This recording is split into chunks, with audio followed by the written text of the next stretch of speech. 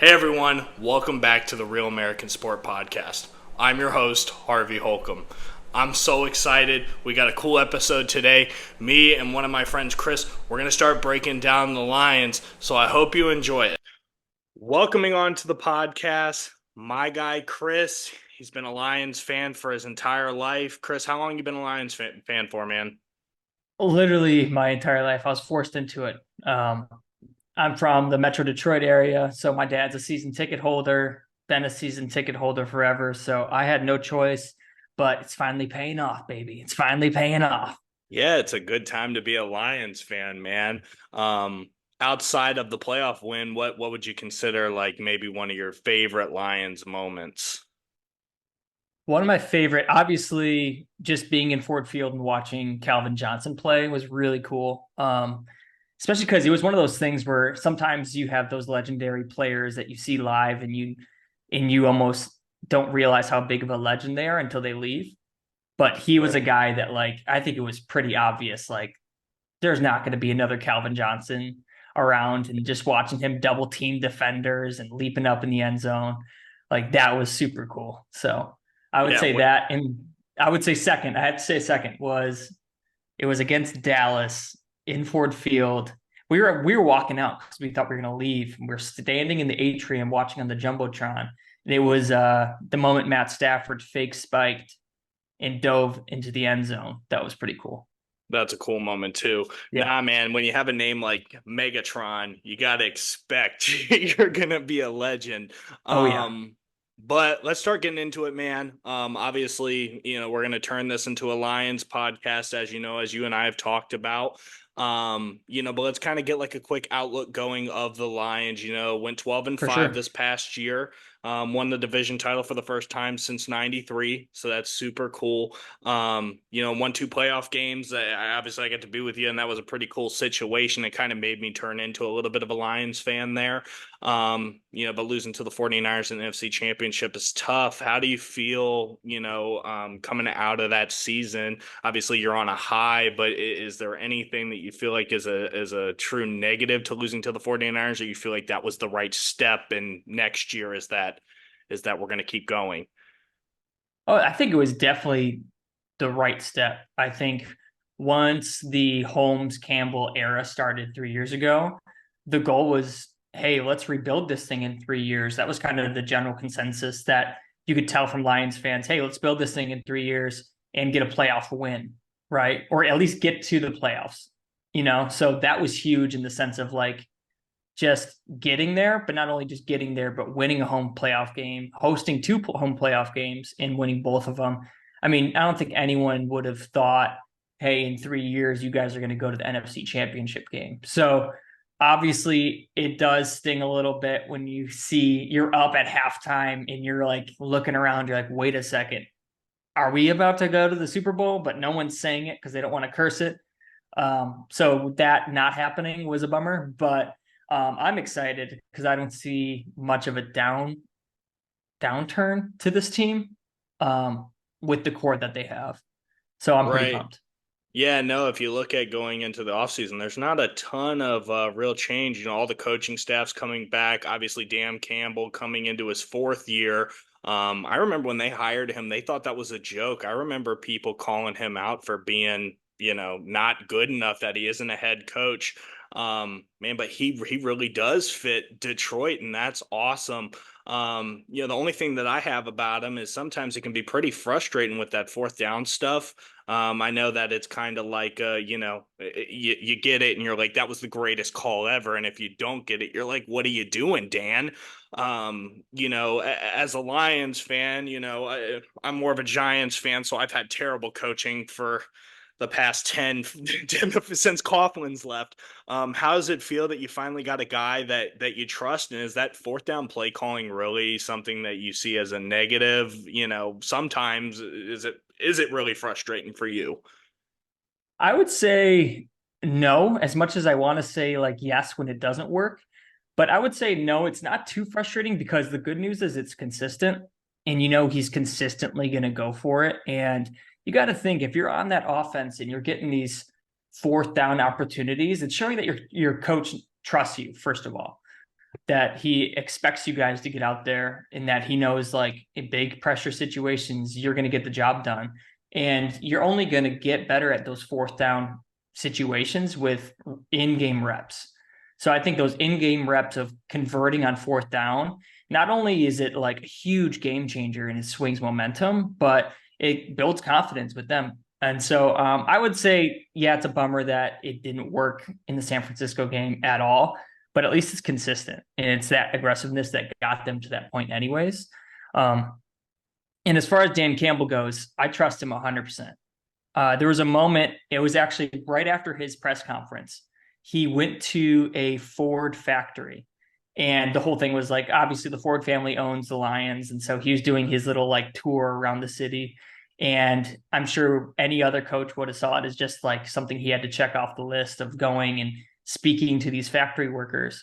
But he took a hat, a Lions hat off his head, and had every one of the workers sign it and was like, "You guys are the ones I'm doing this for. You're the ones that like represent the city the most." And he had Amal sign it and he put it in his office. And I thought that is so cool to see this guy like doing something that I don't think any other coach would have done. And so that's when I was like, all right, I trust this dude wholeheartedly. Like he gets the city and he's that blue collar guy that has gotten that grit into that team. So to the second part of that, yeah, I trust him. Is he aggressive? Yeah, but I mean, look at the guy. He's like 6'6" and like could go out there and pad up right now. So I trust whatever he says. Yeah, he's an aggressive dude in general. You got both the defensive and offensive, Ben Johnson and Aaron Glenn coming back. That's super cool because we definitely thought that Ben Johnson was potentially going to like Washington. He said that he had unfinished business in Detroit. And then you have Aaron Glenn was being interviewed. I don't think he was as serious of a candidate. But still great coach, great defensive guy, runs that 4-3 scheme. Um, it's cool that you don't normally see a lot of teams with success be able to bring every single person back, the main core of who they have, and their coaching.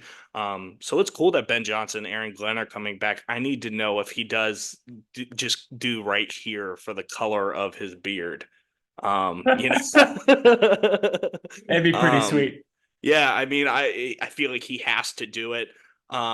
But let's start talking kind of, about the off season. I want to, I'll point out some things and, I'm sure that you have things that you feel, obviously having a little bit more of the emotional investment in the team. You Yeah, open for up with the sure. eighth most cap space, at 63.7 million, around that range.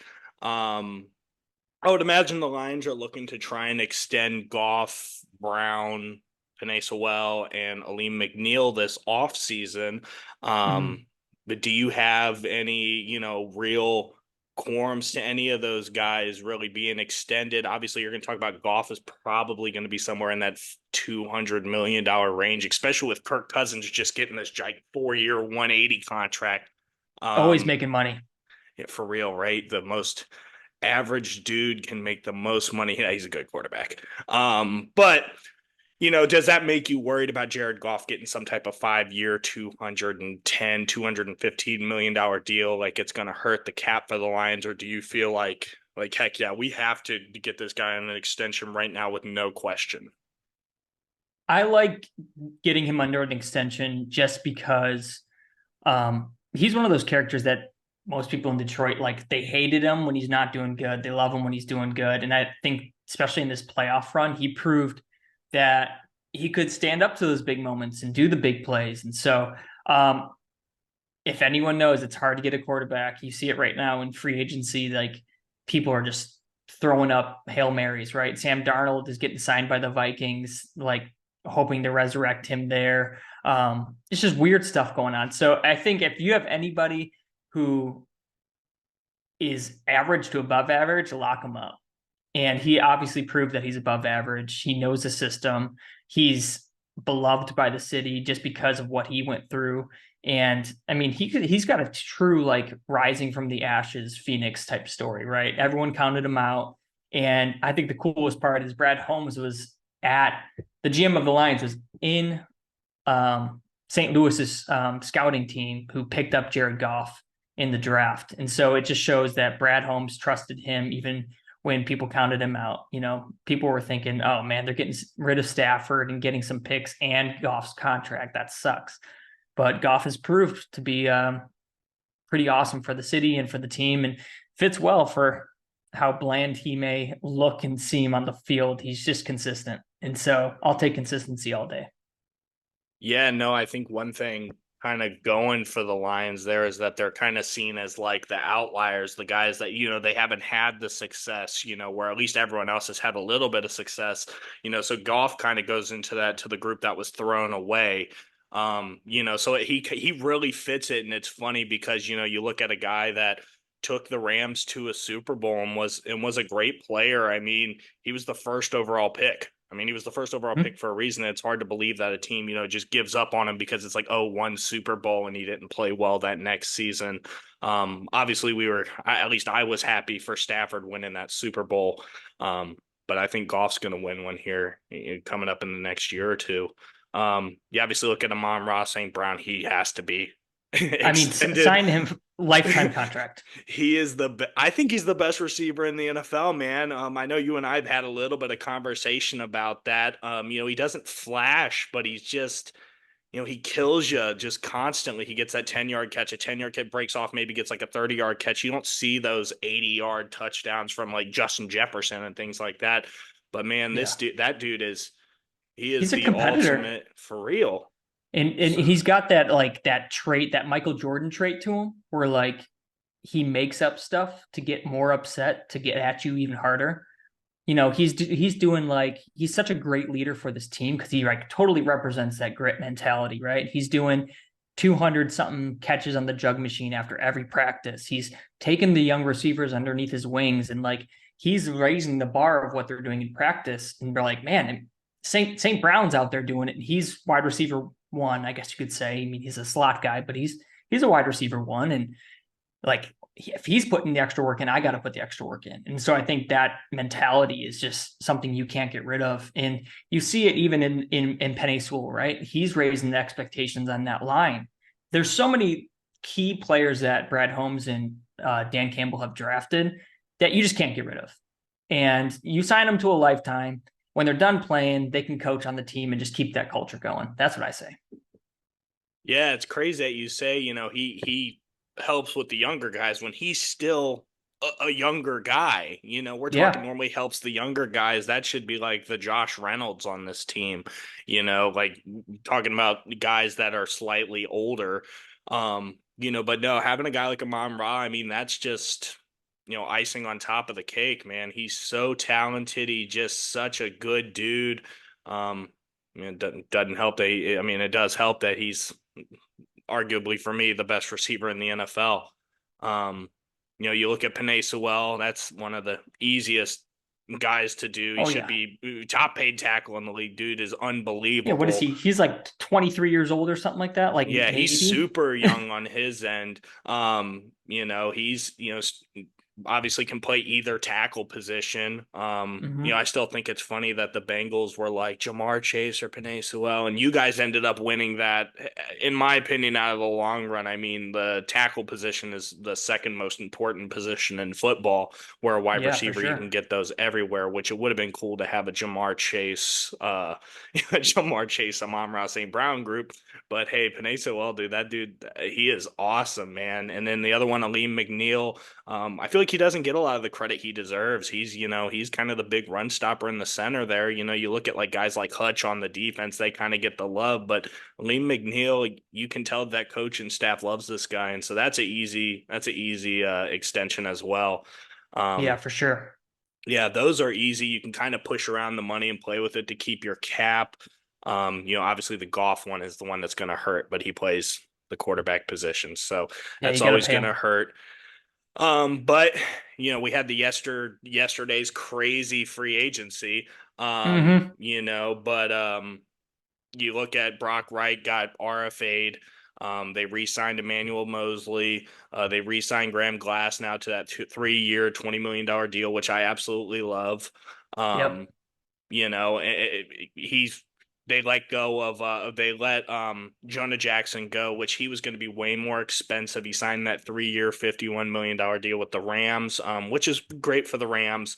He's a great player, but I think he's just so expensive. It's tough to keep him there, even though they had such a good line.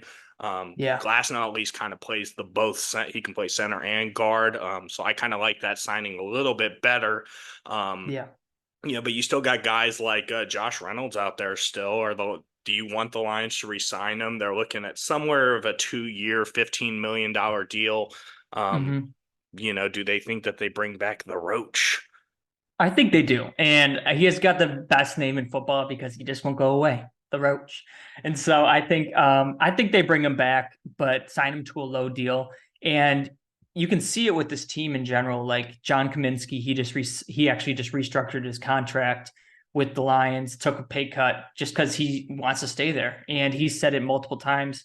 He loves this organization. He loves the chance that they gave him, and that there's a mutual respect and trust between the two. And I think the same goes for Josh Reynolds. I think he'll come back at a low deal contract. He loves Jared Goff. They have such a good rapport, and you can see it. They just gel so well together. And I don't think he's going to find that in another team, or they're going to find situations to use him. The good part is he's a big body receiver, but on any other team, I think he's a 4 or 5 wide receiver. And if he's not gelling with the quarterback, I could see him getting dumped off, you know. And so I think Josh Reynolds re-signs with Detroit and is fine with that role player type position on this Yeah, team. he's definitely the wide receiver 3 or 4.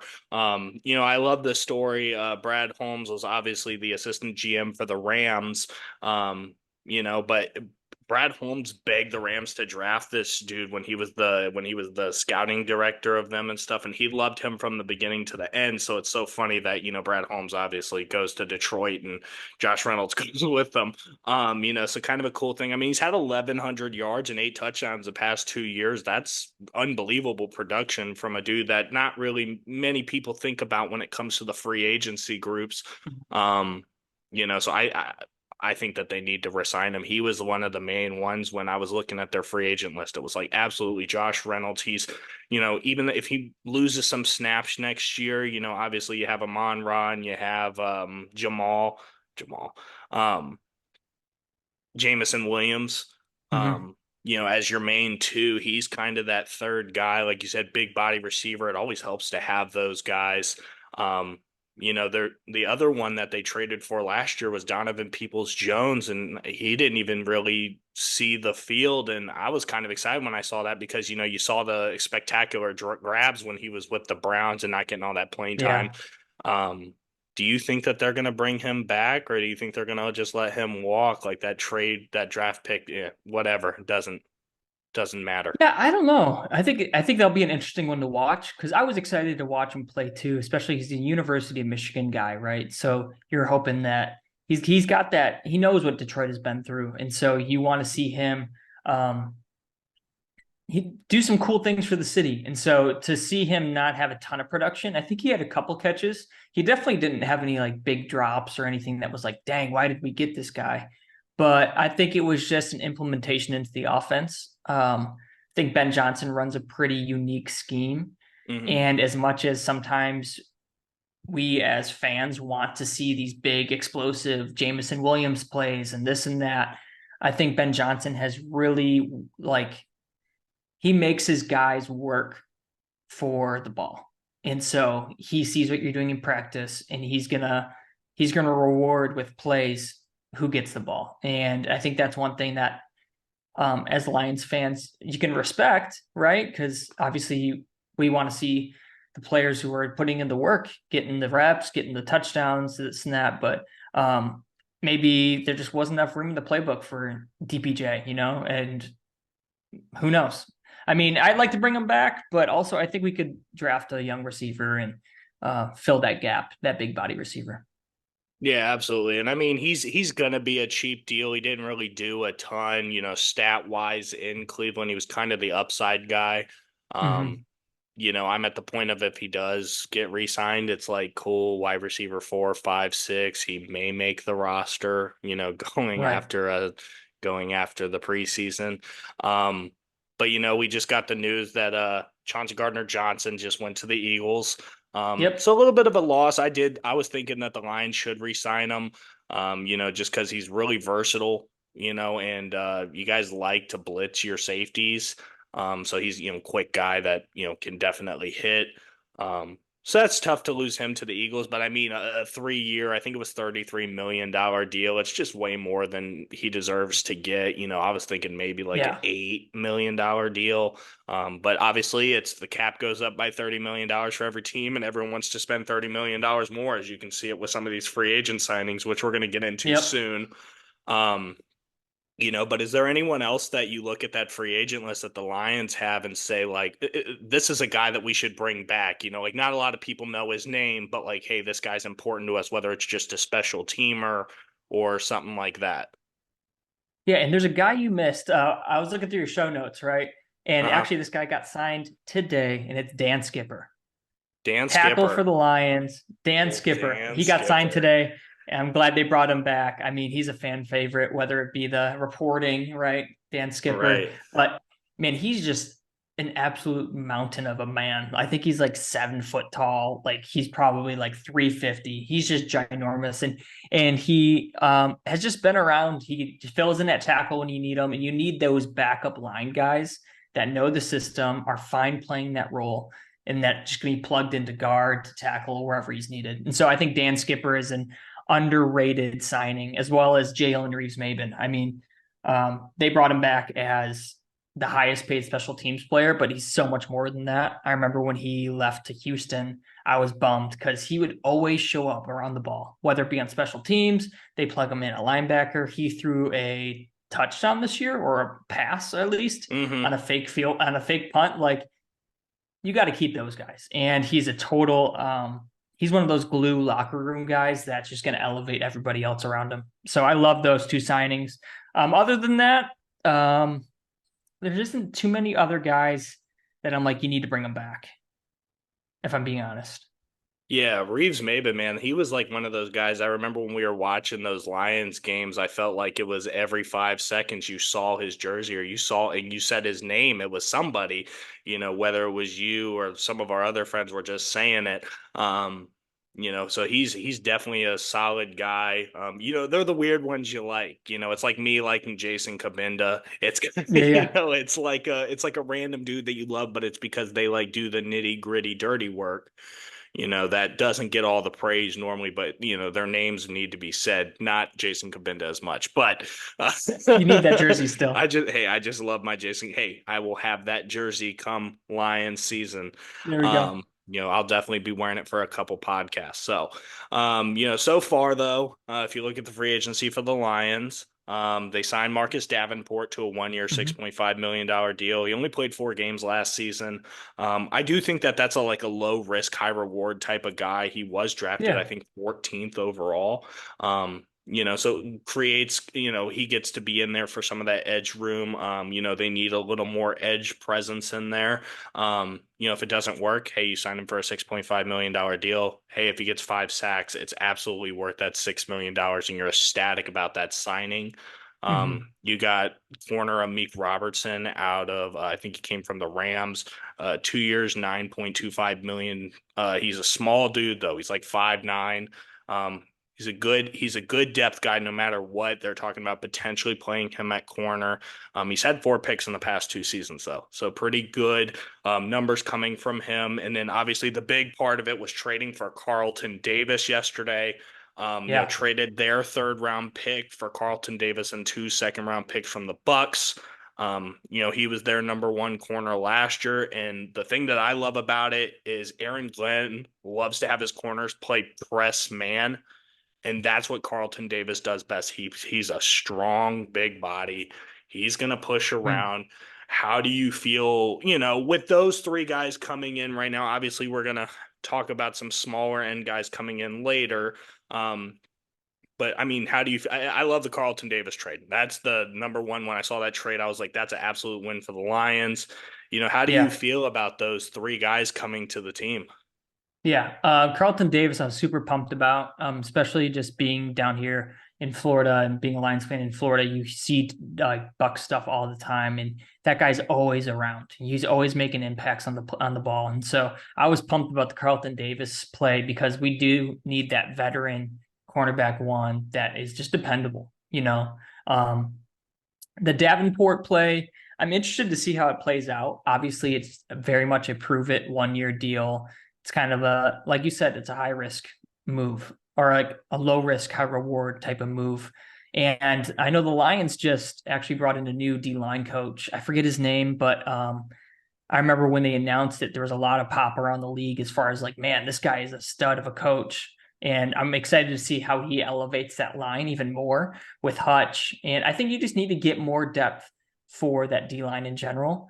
You saw it all season, Hutch getting double teams nonstop. I mean, he was working his tail off and was still putting up great numbers. So if you can get more pressure on the other side, up the middle, whatever it may be, to free up Hutch to just wreak havoc even more, it's going to be incredible. And so I like the Davenport signing for depth. And then as far as is it Alik or Yeah, Eric? a meek, Amik, A a Meek. meek. Yeah. Obviously, I didn't know who he was until he got signed, but seeing Raiders players' reactions and Raiders fans' reactions, they're really bummed that he's gone. I think he's probably got that grit that Dan Campbell knows about, and I'm excited to see what he does. Yeah, definitely. Um, looking at the team needs, I would say corner is the number one need. Obviously, trading for Carlton Davis is a big one. I think just trying to go out and get another guy. Um, like I like Kendall Fuller, growing up in Virginia. Obviously being around the Redskins now Commanders. He's been good for them, man. I have to see him twice a year. As a Giants fan, but that dude, he's good. I think if you guys can get just like a solid another corner, even if it's just an older vet, I mean, you don't have to put him on the one receiver. You can kind of play that Carlton Davis there. Um, Edge, I would put as number two. And then, Mm-hmm. there's not a lot of other needs that the Lions really need. I mean, I kind of thought maybe wide receiver, you can get like a kind of like another big body guy, like a more I was thinking like if you could get someone like Mike Evans would be really cool, but obviously he re-signed. And even Yep. just depth at the defensive tackle position. Well, that's what we're talking about with is the weakness for the Lions is depth. You know, Yeah. that's a good thing to have, and even just another thing coming from being a Giants fan versus, obviously you guys got Hutch in that draft and we got Kayvon Thibodeau. Kayvon, hit 10 sacks way quicker than Hutch does. But the difference of watching the two, Kayvon sacks, they're kind of like, oh, he just didn't get blocked. Hutch is like breaking through like four dudes, chasing the Mm-hmm. quarterback down. Like he's making such bigger impacts. He's just he's unbelievable, man. I was thinking maybe he might lose a little bit playing in that Michigan defense, where they're kind of just so stacked. He got better. He's just better, especially since he shaved Yep. his head. He got Yeah. 10 times better when he shaved his head. Yeah. He's always, I mean, he's got that pursuit. Like you could tell it on plays where he knows he's not going to get a sack. He's still going to get in the quarterback's face and he's going to put a Right. pressure on. He's going to get a legal hit on him to at least make him feel what the turf feels like, you know? And he led the league in pressures, I believe, this season or was right up there, Mhm. probably alongside Max Crosby, who, man, that guy's an absolute menace. But Yeah, for real.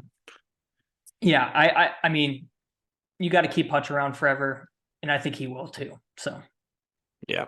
Kind of since free agency is already going through, kind hmm of is skipping through, obviously like I like the guys like Kendall Fuller, maybe even like a Stephon Gilmore would be a solid guy for the Lions to bring in. Like I said, I like that veteran, get a good guy that's proven. Do you feel like there's any free agents you're really like, I need this guy right now? Or is it like, I feel like we're mostly spread out, wait until later in free agency and draft and take some of the guys that, weren't taken yet. yeah, I'm interested to see what happens. Obviously, there's still some big name guys out there, like you said, a Kendall Fuller, a Stephen Gilmore. I get nervous about Gilmore. I know he proved himself last year in Dallas. He did, but he's 33 years old. Like you're like waiting for that drop off in speed, that drop off. You know, he's mentally there, but I mean, the wide receiver core is just getting faster and faster, and you're seeing it around the league. It's getting Right. younger, and so having a veteran corner as good as it is to have it on the team, I get a little nervous about that. But I even look at like out of Washington is Cameron Curl. I'd be interested to see what he could bring in on a safety. hmm He's a younger dude, and I think he's played really well in Washington. Has been slept on. and just bringing in some just consistent depth players in the secondary would be huge for this team. Right, exactly. We won't break down the whole draft for the Lions. I'm a big draft guy, as you know. I love mock drafts and all that Mhm. stuff. Is there anyone, I mean, like, so for me, when I look at what the Lions are, they're, obviously at the end of the first round.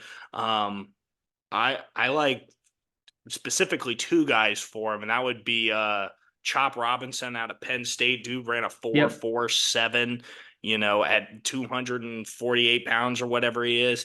He's a stud, and the fact that Kool-Aid McKinstry has fallen so far down, they were talking about him being a top 10 pick at the beginning of the year. Yeah. That he could go there. That'd be a awesome fall for him. To kind of fit. I think that he would fit that Detroit scheme. Kind of Alabama players fit that Detroit scheme where they're, they learn, they know how to hit, they want to work hard, and that's all they've ever done. Obviously, he's in the last group of Saban. Um, but man, is there someone that's caught your eye that you would be like, hey man, I hope the Lions can get this guy? Yeah, honestly, Chop Robinson's great. Kool-Aid's great. Newton out of Illinois, he had a great meeting interview with the Lions, where he pretty much said like, "Hey, we are on the same page as far as what we bring to the table." And then I do like Darius Robinson. He's a Detroit kid. He was born in Southfield, went to Canton High School, and he was like at the podium talking about how much he would love to play for this team. And so that's a guy out of Missouri. I mean, if Chop or him are there, I'd take Chop. But I mean, both of those players, you can't really go wrong. And I think there's going to be some value there towards the end of the first round. Yeah, absolutely. I think that the Lions are in such a good spot with how this draft is, their positions of need are falling directly to them. You don't Yep. need a quarterback. You don't need the wide receivers. We're talking about potentially like seven guys going in the first round. We're talking the fact that Robinson out of Penn State can fall to the 29th pick, that would be, I mean, just a steal. I love Newton out of Illinois. I kind of see Mhm. him almost, obviously, when you compare someone, it's not saying that they're going to have the same career. He reminds me of Aaron Donald. I mean, so, and when I say that, as I mean an undersized guy, short arms, but extremely powerful and quick. He kind of has a similar thing that Aaron Donald had in the draft. And if he even had a quarter of the career that Aaron Donald has, you're ecstatic that you would get him at pick Oh, for 29. sure, for sure. So I would love to see, any of the guys that we talked about go to the Lions in the first round. That would be game changing. I think that day one would be instant. Hutch is going to get a bunch more sacks if they get another edge guy in there. But not to hold you much longer, man. Let's talk about a couple of this big free agent stuff. Um, any deals that you just are like, holy cow, I never would have saw that coming. You know what? It's been an interesting free agency in the sense of we'll talk a little Saquon. I know you're a Giants fan. So we'll talk a little Saquon, but all of these, I've seen so many free agents that are going to teams within the division. And it's like throwing me for a total loop. I mean, you see Patrick Queen go to the Steelers today, right? You see Saquon go to the Eagles. You see, I mean, the Eagles are picking up a lot of guys, but you're seeing it all across the board of all these players that are just switching within division. And I mean, I get it from a competitive standpoint, but as a fan, it's got to kill you a little bit, right? Yeah, right. There's tons of them. I mean, you even got small guys like Geno Stone of the Ravens going to the Bengals. Like, that's crazy. Yeah, Obviously, playing for the guys that you were battling with all season. It's just weird. I don't know. It reminds me of like when Favre went to the Vikings and it was like, what in the world are you doing? Like, it yeah, like made you're no dead to me sense. now. Like, Yeah, exactly. like get away Not from that I'm me. a Favre I, fan, but yeah, it's just weird. Not like I don't really feel that with Saquon. I mean, the Saquon thing, like, go get your money, man. I think the Eagles way overpaid for him. Hmm. It's just almost ridiculous how much they overpaid for him. But I think there's one team in your division that is their offseason so far, you grade it really highly, and then there's one that goes down. We're going to talk about the one that goes down. You got the Vikings. The Vikings are Yep. just Oh no, man. They lost Cousins and they got Sam Darnold. They did get Jones from the Packers, who's a solid back, but they lose Daniil Hunter. Yeah. And they brought in I think it was Drake Greenland from the Yep. Texans. I mean, like that's Yeah, they're picking up a solid. bunch of guys. It's just not it's not a thing that I thought would happen. Kirk Cousins leaving. I never thought that was going to happen. Um, but man, one thing I'll tell you, I'm excited about that Brian Burns trade to the Giants. That's a big one. I I haven't mean, it had should that in be a pretty long good. time. So I haven't had that excitement, man. But Packers have had such a awesome free agency so far. Obviously, Hmm. they got Jordan Love kind of going on this. We'll talk about that in a second. But they signed Josh Jacobs to the deal. They cut Aaron Jones, which is kind of weird to think about. I mean, I think that Aaron Jones is just as good of a back as Jacobs. Yeah. Obviously Jacobs has the age where he's a bit younger to him. But Xavier McKinney going there, that's an awesome deal. They needed safety help. They had like Darnell Savage as like kind of like one of their better safeties. Xavier McKinney's Hmm. 10 times better. I've watched him pretty much throughout his entire career. Obviously being the Giants fan, he's a great player with a bit of he's kind of a diva. He gets into an ATV accident, breaks his hand midway through a season, like, calls out every coaching staff that he's been a part of. So like things like that obviously are a bit terrifying, especially once you get money, those guys tend to keep talking louder and louder. Um, but man, that Packers offseason, it looks good so far. Obviously, those are the two big names. Um, but what do you think about? Well, first, what do you think? Do you think Jordan Love is the guy? Do you think Jordan Love is what everyone thinks he is too? I think obviously he ended the season really well. You could tell that team was gelling. They were scary. I remember going into playoffs, I would have been more scared to actually play the Packers than the Rams at the time that we played them, just because of how hot that team was looking. Um, but I do think he's going to cool down. I don't think he's necessarily this like godlike figure like they had in Aaron Rodgers and Brett Favre. I mean, you can't keep that streak alive, You don't think right? they're going 3 years in a row, three I times don't in a think they're doing row? it. I don't think they're doing it. I think there's going to be a leveling out, and he'll be a good quarterback. I don't think he's going to be a great quarterback for that organization. And so that's just my hot take on Jordan Love. I think he's got his young receiver core and stuff like that, but I think it's going to slow down and people are going to figure out his game. And you saw him make a couple sloppy plays and some sloppy passes and stuff like that. And I mean, you just get Hutchinson in there, get in his head a little bit, and he'll make some mistakes.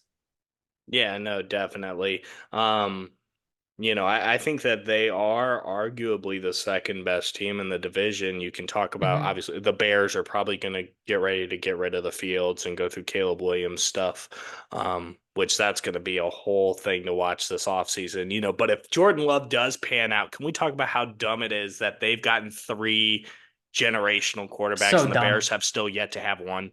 It's so dumb. Like, what are the So dumb. odds that that happens? Like, I do think Jordan Love's good. I think he's almost going to be like Dak Prescott, where it's like he's just good enough. Yeah. Like where it's like, oh, do you kind of get rid of him? But it would be dumb if you got rid of him. Like, I Hmm. don't think that he's gonna be the generational talent. I do think he'll be good. Obviously we're looking at this pretty much as like his rookie to second year season. Obviously because he's just been kind of he's riding behind the Aaron Rodgers train.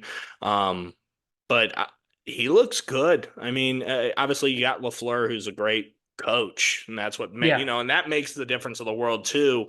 Um, but man, they brought in a good free agency group, and then now you got Sam Darnold with the Vikings, and probably Caleb Williams with the Bears. You have the best quarterback at that point without question. At least before you could argue Kirk over Goff. Now I almost feel like it's the easy one. You guys have the best team, you have the best quarterback, and you have arguably the best coach. Yeah. I feel like this is y'all's division to lose. Um, Yeah. But one thing about that though is like it's very obvious that it's not just like, oh man, the North is the Lions. I think there is a lot of competition. You saw it with the Bears at the end of the last season. Right. Like they were heating up like crazy on defense. And obviously the Packers. Now the Vikings, I'm interested to see what happens with Jefferson. I mean, he's obviously the fan favorite. He's the face of the franchise there right now with losing Kirk Cousins. But what they're going to have to pay him versus they just have to really analyze where they are at as a organization and be like, man, do we pay this guy the maybe? I mean, someone said 40 million. He might be getting paid like crazy money. Obviously, he's incredibly talented, but that's a lot to invest in one receiver. Yeah, right. And it's like, I just went through it with the Saquon drama of like, obviously all the you have a percentage of Giants fans that are like me that are like we should get rid of Saquon like I'm not going to pay all that money to a running back and then like when you can Mhm. sign like a guard, which obviously doesn't seem like as important of a position, but it is, and so like the Vikings at one point, like you said, they have to evaluate like we had to let go of everybody. They had to let go of Daniil Hunter, who is a terrifying, it's a guy that you're like, Yeah. crap, we got to play this guy this week. He is a game Mhm. wrecker, which he just signed to the Texans. So Yeah, I wanted him bad. I'm not gonna lie. that's terrifying. Um, I thought y'all were going to try and swing and get like a big guy, like a I did Daniil too. Hunter. I And mean, that's there's one a of the Chase things. Young still out there, man. He's not. Hey, I think that he's on like a more of a prove it deal where it's like 2 years, like 30 million bucks. I'd take that for the Oh, upside. I take that. I would take Um, that for the upside. yeah, no, I mean, if it's like he's going out there saying I deserve top tier, Nick Bosa money, you're like, all right, get out of here. But Yeah. nah, man, the Lions, they're in a good position. They don't have a lot of position where it's like, oh no, like this is such a weak spot for us. Obviously, you kind of have to replace the guard spot, but I Yeah. think that you guys do have an opportunity of even in the draft looking at some guys like I mean, there's the kid out of UConn, I can't think of his name right now. Yeah, He I know you're was talking about he was a stud, at the Senior Bowl. And I watched him. I think I saw him win a rep in I think it was Christian Mason, Hayes. yeah, Christian Haynes. Thank you. Yeah, that was his Mhm. name. And the defensive lineman ripped his helmet off and threw it. And if he said, and the guy goes, which it's the dumbest thing he said, but it's kind of awesome. He goes, if you're scared, go to church. Like, that's like the greatest thing I've ever heard. That's awesome. It's like you think about like what all these guys are going to say, and he says, if you're scared, go to church.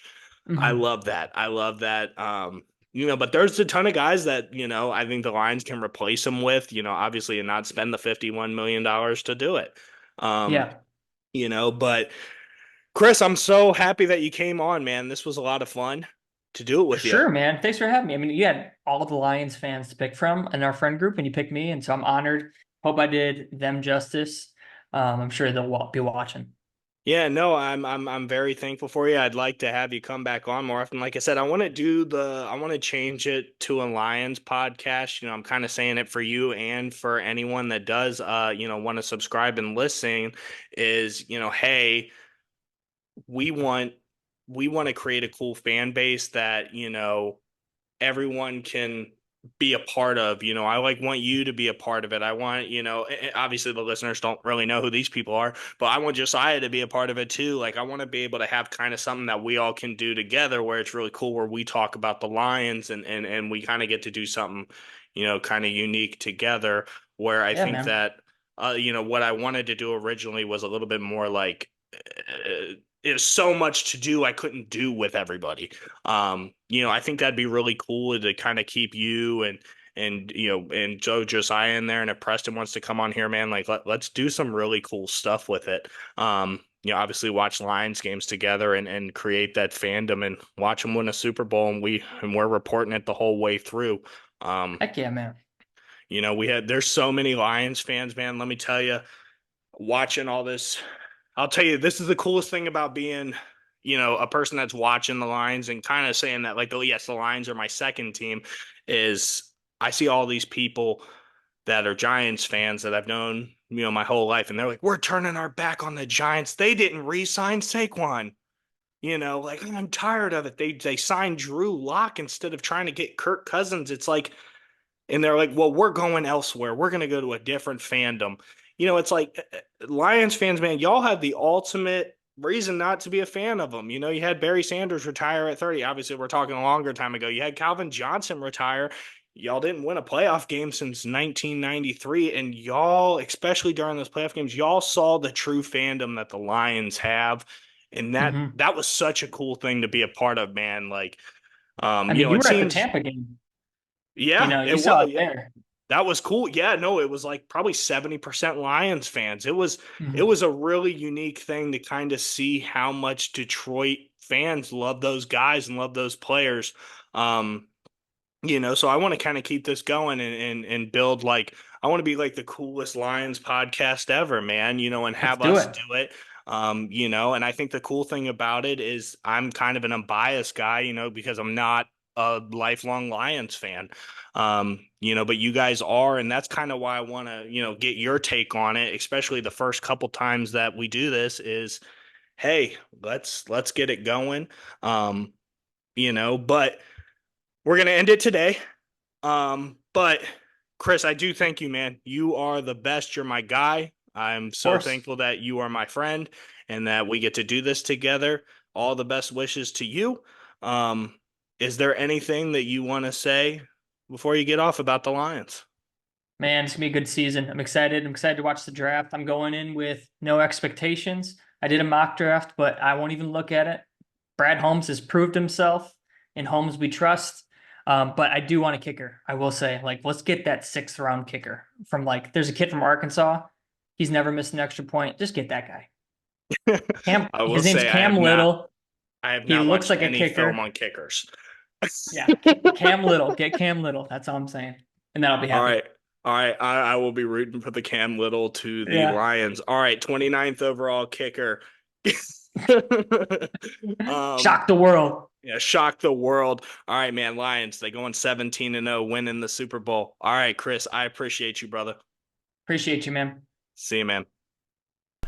Thanks again for Chris for coming on to the podcast. I hope you guys liked it. I know we're going to change the format around a little bit, but I hope you do like it. We're going to see you on the next one.